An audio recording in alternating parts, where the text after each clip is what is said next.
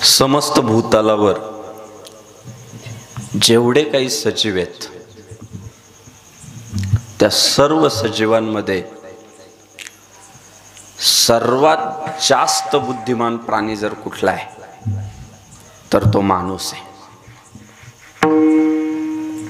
प्रचंड बुद्धिमान. आणि त्याच्या बुद्धी चातुर्याच्या जोरावर त्याने इतर सर्व प्राण्यांवर मात केली.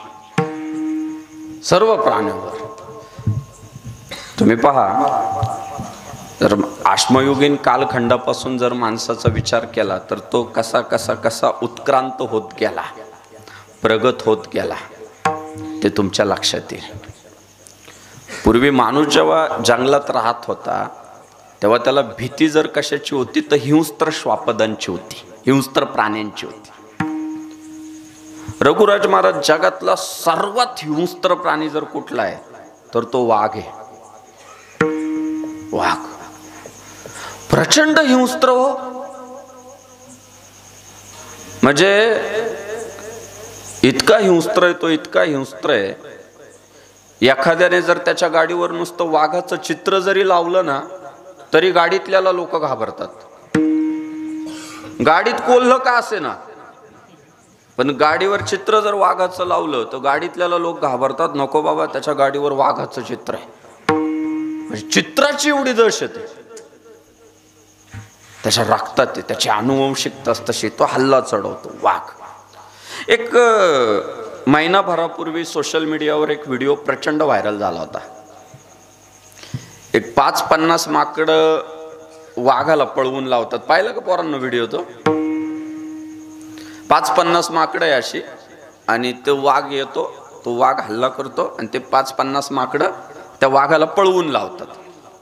तो व्हिडिओ ज्याने शूट केला आणि सोशल मीडियाला सोडला त्याने असं लिहिलंय खाली की माकडांनी वाघाला पळवून लावलं.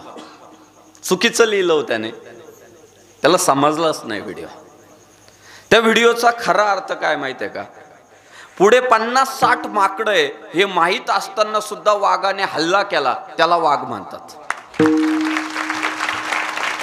खरं त्या व्हिडिओचं तात्पर्य हे की समोर किती शत्रू आहे,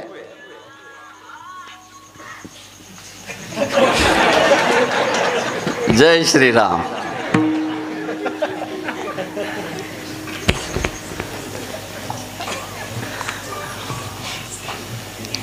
आता पुन्हा वाजली तर अडचण नाही, फक्त धार्मिक असावी. वाजलंच कीर्तनात तर चला पंढरीला जाऊ, चला पंढरीला जाऊ, ते म्हणजे बेरंग होत नाही, वातावरणात मॅच होऊन जातं. चला चालले धार्मिकच. परवा एकाच वाजलं ऊ अंट वाम मामा, काय करायचं? ते अगदी विरोधाभास होत.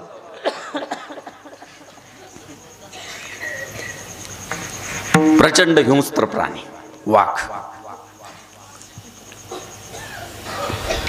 पण एवढा जरी हिंस्त्र वाघ असला की समोर किती शत्रू आहे बघत नाही, हल्ला करून जातो, त्याला वाघ म्हणतात. पण या वाघात सुद्धा 2 प्रकार जर कोणी बनवले तर ह्या वाघाने बनवले, माणसाने. कोणते 2 प्रकार बनवले माणसाने वाघात? सर्कशीतला वाघ आणि जंगलातला वाघ.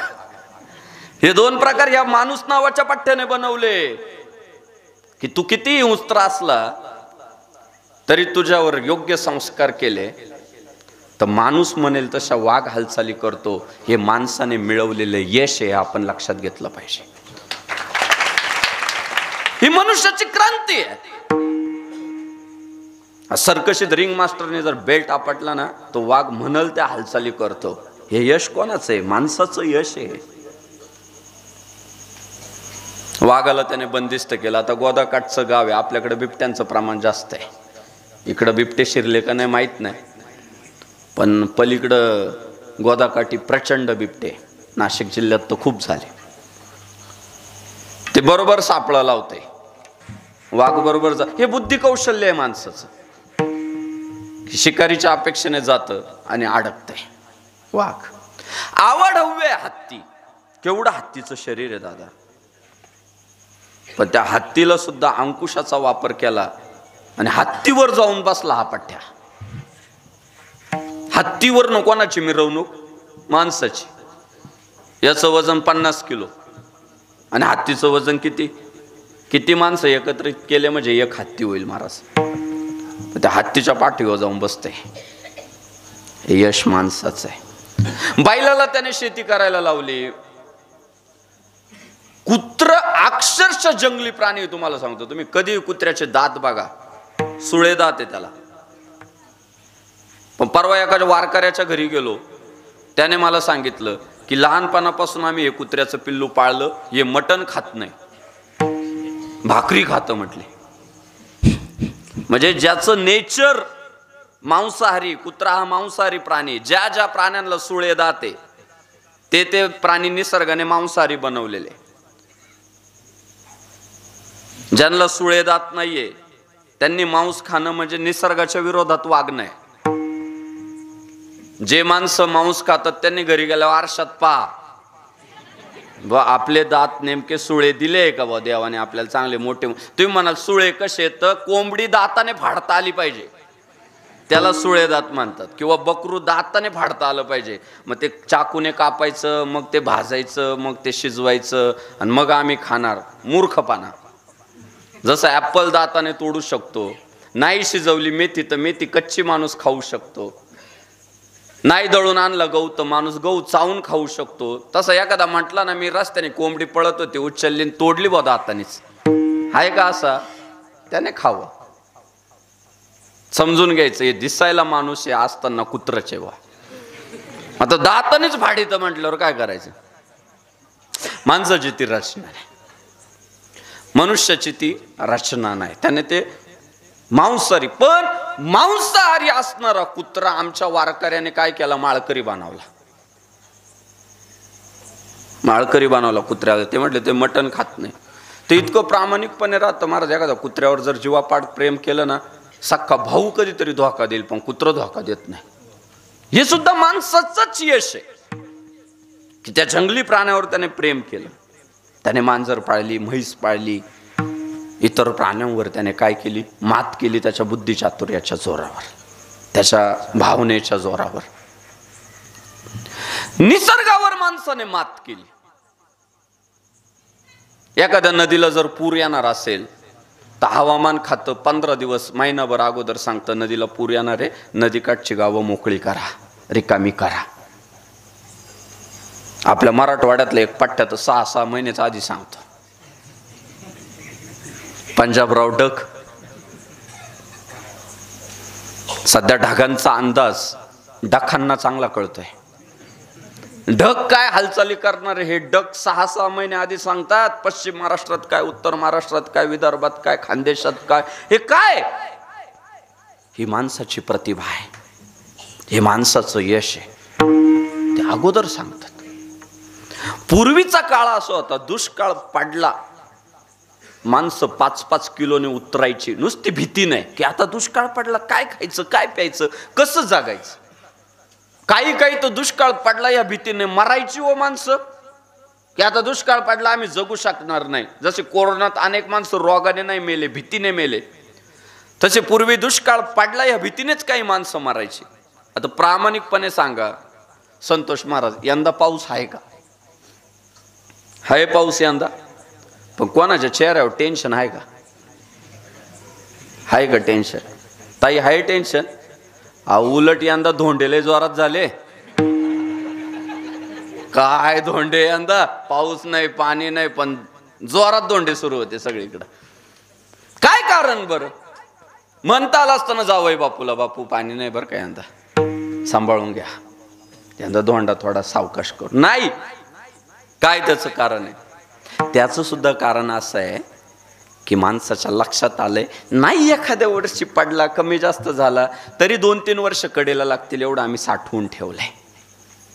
अन्नधान्य आम्हाला ते कळालंय की निसर्गावरच अवलंबून राहणार नाही, आपल्याकडे स्टॉक असला पाहिजे, साठा असला. आणि जरी आपल्याकडचा साठा संपला तरी प्रत्येकाला खात्री आहे आनंदाचा शिदा घरोघरी पोहोचतो. पोहोचला ना महाराज आनंदाचा शिदा. काय महाराज, बाकी काही असो, पण या महाराष्ट्राला मुख्यमंत्री असा लाभलाय सध्या एकनाथराव शिंदे साहेब, जो अभिमानानं सांगतो हे शेतकऱ्यांचं सरकार आहे.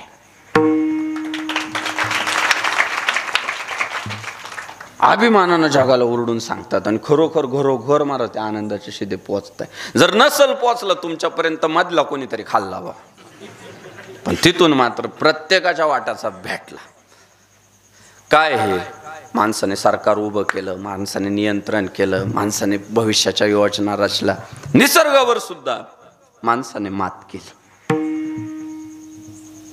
प्राण्यांवर मात केली, निसर्गावर मात केली.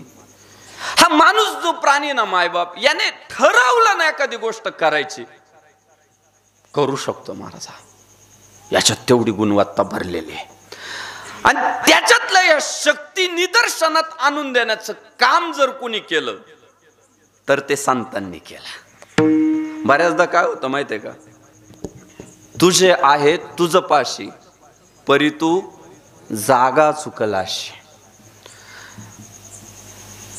महाराज एखाद्या दगडामध्ये ना मूर्ती दडलेली असते, फक्त ती मूर्ती पाहणारा कलाकार असावा लागतो. त्या कलाकाराला त्या दगडामध्ये मूर्ती आहे दिसत असते, त्याला ती प्रगट करण्याचं काम तो करतो. हातोडी वापरतो, छनी वापरतो आणि तिला व्यवस्थित. एका कलाकाराला विचारलं, एका मूर्तिकाराला, की तुम्ही ही मूर्ती कशी काय बनवली दगडापासून? त्याने दिलेलं उत्तर फार चांगलं आहे. आता धार्मिक वाजवा म्हटल्यावर धार्मिक वाजवायच्याच का वा?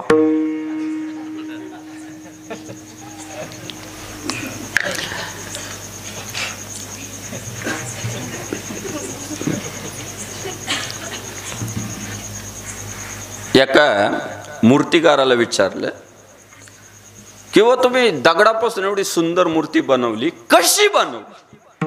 त्या मूर्तिकाराने दिलेलं उत्तर फार चांगलं आहे. तो मूर्तिकार म्हणाला, दादा मी दगडाची मूर्ती नाही बनवली, मूर्ती ऑलरेडी अस्तित्वात होती, मी फक्त नको असलेला दगडातला भाग काढून टाकला, मूर्ती प्रगट झाली.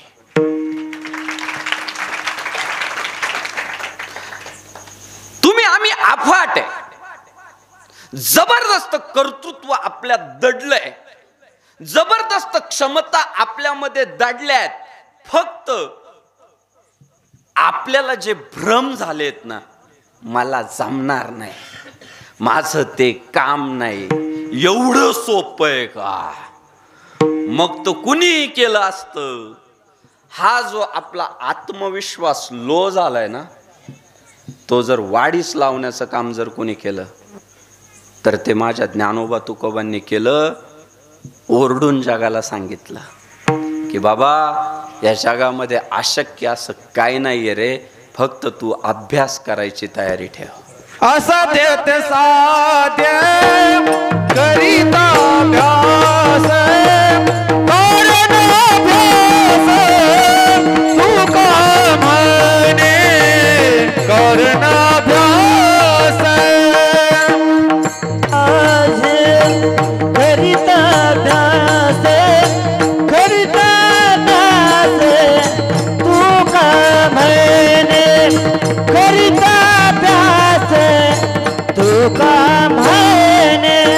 असाध्य साध्य करीता यश, कारण अभ्यास तू का म्हणे, कारण अभ्यास तू का म्हणे.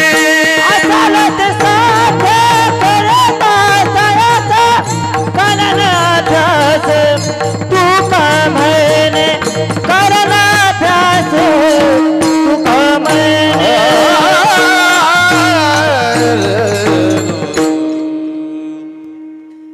400 वर्षापूर्वी तुकाराम महाराजांचं बोलणं आहे महाराज. असाध्य ते साध्य करिता सायास, आणि कारण अभ्यास तुका म्हणे. अशक्य गोष्ट शक्य करता येऊ शकते.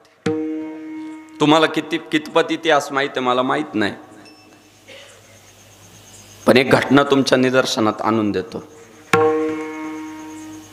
शेकडो वर्ष गुलामगिरीत खितपत पडलेला आपला हिंदू समाज, ज्याला स्वतंत्र करण्याचं काम, स्वातंत्र्य मिळवून देण्याचं काम, हुकुमशाही संपवून रयतेचं राज्य आणण्याचं काम या महाराष्ट्राच्या मातीत जन्माला आलेल्या एका नररत्नाने केलं. त्या नररत्नाचं नाव हिंदवी स्वराज्य संस्थापक छत्रपती शिवाजी महाराज. छत्रपती शिवाजी महाराज शेकडो वर्षाच्या गुलामगिरीला पायाखाली तुडावतात, नराधमांच्या छाताडावर पाय रोवतात आणि हिंदवी स्वराज्याची स्थापना करतात.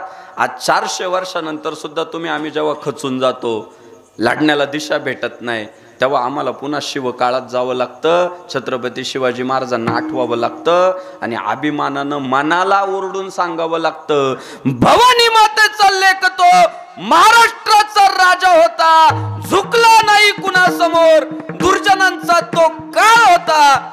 कुणी चुकत असेल तर त्याला अगोदर सत्याची वाट दाखवा आणि तरी जर कोण नडत असेल तर मग त्याला छत्रपती शिवरायांच्या मावळ्यांची जात दाखवा. या आजच्याही काळात आपल्याला ओरडून जगालाही सांगावं लागतं आणि मनालाही सांगावं लागतं की शिवरायांना जमू शकलं तर आम्हाला का जमणार नाही. बरं, तितकं सोपं नव्हतं. 4 हुकुमशाया इथं थैमान घालत होता महाराष्ट्राच्या मातीत आणि काय 5-10 वर्ष नाही, शेकडो वर्ष गेली होती. एका बाजूला कुतुबशाही, एका बाजूला निजामशाही, एका बाजूला मुघलशाही, एका बाजूला आदिलशाही, सगळ्या सुलतानी सत्ता.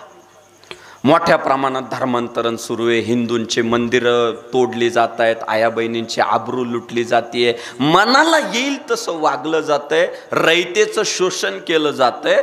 त्या काळात हे व्यक्तिमत्व हिंदवी स्वराज्य उभं करण्याची शपथ घेतं आणि त्या पद्धतीने वाटचाल पण करतंय. तितकं सोपं नाही हो. कितीतरी लोक म्हटले असतील, येडा आहे का रे तू, काय स्वप्न पाहतोय, झोपेत आहे का, म्हटले नसतील, कितीतरी म्हटले असतील.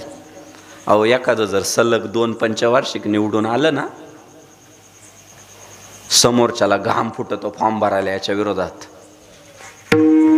चांगली म्हणतात बाबा, 10 वर्ष लोकांनी विश्वास टाकला याच्यावर, लोक त्याच्याच मागे जातात, लोक आपल्याला साथ देणार नाही. घाम फुटतो फॉर्म भरायचा 10 वर्ष सलग लागलेल्या माणसाच्या विरोधात. आज शेकडो वर्षाची गुलामगिरी आहे. बरं, काही नाही जवळ, लय अंगात ताकद आहे, लय पैसा पडू नये, तसलं काहीच नाही हो. कुठून आली माहिती ती ऊर्जा? ती ऊर्जा जी आली ना, ती जगद्गुरु भगवान श्री तुकाराम महाराजांच्या कीर्तनातून आली, हे आपल्याला मान्य करावं लागेल. तुम्ही म्हणाल कसं काय, सांगतो तुम्हाला. दादा, ज्याला धोका राहतो ते बाहेर पडत. छोटा एखादा विषय केला ना तरी माणूस घराच्या बाहेर नाही पडत. नको बा, आपल्या जीवाला धोका आहे, नको, बाहेरच पडत नाही, ते दिसत नाही. नुसतं सोशल मीडियावर एखाद्याला गावात अपोजिट कमेंट टाकली ना तरी आपण जपून राहतो की बाबा मी परवा त्याला निगेटिव्ह कमेंट टाकलेली आहे, ते कधी घात करेल सांगता येत नाही, त्याने वाचलेली. नुसती निगेटिव्ह कमेंट टाकली तरी आपण सावधगिरी बाळगतो, बाबा नको. छत्रपती शिवाजी महाराजांच्या जीवाला किती धोका होता, प्रचंड धोका. सह्याद्रीच्या दऱ्याखोऱ्यामध्ये हा बाबा जीव वाचवत आणि जीव घेत आयुष्य घालवलं. पण इतिहास सांगतो की जिथे जिथे जगद्गुरु तुकाराम महाराजांचं कीर्तन असायचं, हा बाबा धोका पत्करून तिथं कीर्तन ऐकायला जायचा. कोण? शिवबा राजा. लोहगावचा प्रसंग उभ्या जगाला माहिती आहे की लोहगावला तुकाराम महाराजांचं कीर्तन आहे हे छत्रपती शिवाजी महाराजांना कळालं आणि काही मावळ्यांना घेऊन शिवराय लोहगावला कीर्तनाला गेले आणि परचक्रवेढा तिथं पडला. अभ्यासकांना माहिती आहे, चिंतकांना माहिती आहे. तेव्हा तुकोबरायांना देवाला प्रार्थना करून शिवरायांना वाचवावं लागलं. देवाला प्रार्थना केली की आमचा राजा अशा पद्धतीने कीर्तनात तू बंदिस्त होऊ देऊ नको. शिवरायांना कळत नव्हतं का की आपल्याला धोका आहे? अहो तुम्हाला आता आज आंतरवली सराटीत कीर्तन आहे, सगळे आले का कीर्तनाला? का त्यांना धोका आहे का काही? नाही बघ, गेलो असतो पण फायरिंग होईल. आहे का एवढे मोठे माणसं आहे का आपल्याकडे आता? अहो कुठं बसा ना बाबा, कुठं बसले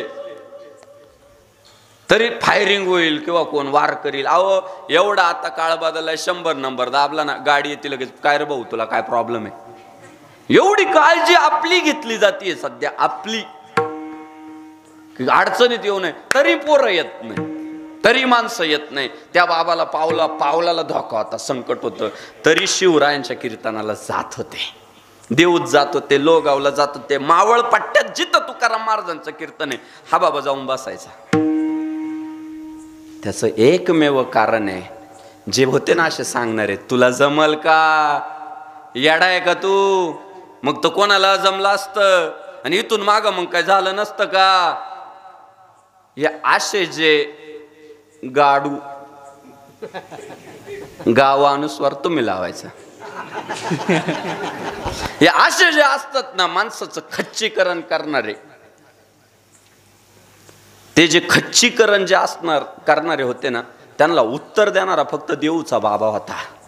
आणि तो तुकाराम महाराज शिवरायांना कीर्तनातनं सांगायचा, निश्चयाचे बळ आणि तुका म्हणे त्याची फळ. अरे निश्चय जर मजबूत असेल तर तुम्हाला यश भेटणार आहे.